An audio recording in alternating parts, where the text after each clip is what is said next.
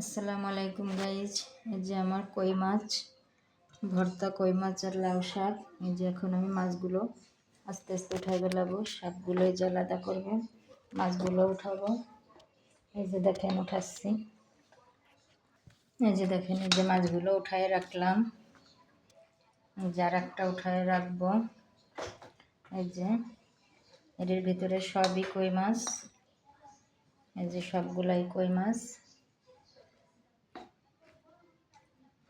আমি কিন্তু কোনো পাতারে বান্ধেও দিনে কিছু নাই, যে দেখেন সবগুলো নিয়ে আছে, কোনো পাতা বান্ধা নেই।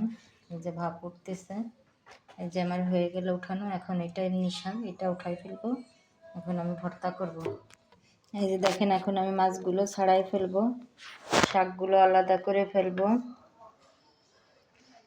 এই যে একটা মাছ আল্লাহর রহমতে ভাঙবে না, যে শাকগুলো আলাদা করে ফেলতেছি।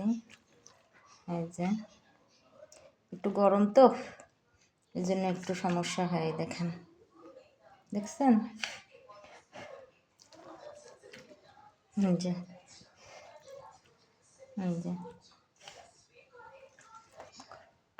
দেখেন হয়ে গেছে আমার মাছগুলো ছড়ানো। দেখেন কত সুন্দরভাবে একটা মাছও এদিকের থেকে ওদিকে না, আল্লাহর রহমতে। দেখছেন কোনো মাছ ভাঙ্গি নেই।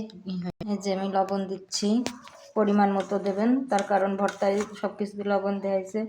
একটু সরিষার তেল দেবো, হালকা, বেশি না, কারণ ওই সবেও সরিষার তেল দেওয়া হয়েছে। এখন এটাকে মাখাবো। এই যে দেখেন আমার পেঁয়াজটা ভর্তা হয়ে গেছে, এখন আমি শাকগুলো এর ভিতরে দিয়ে ভর্তা করবো।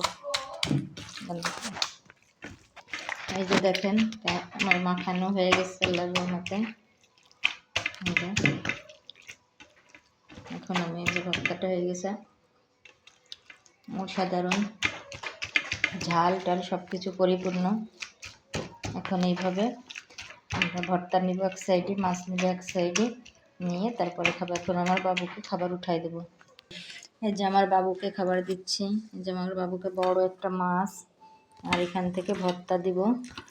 ভর্তাটা কিন্তু বেশি করা যাবে না, মিহিন করা যাবে না, তাহলে কিন্তু ভালো লাগবে না। এই যে আমার বাবুর খাবার, এখন আমার বাবু খাবে। কীরকম হয়েছে জানাবেন। আল্লাহ হাফেজ, ভালো থাকবেন। আপনারা এরকম করে খাবেন, সুন্দর লাগবে ইনশাল্লাহ। টাটা।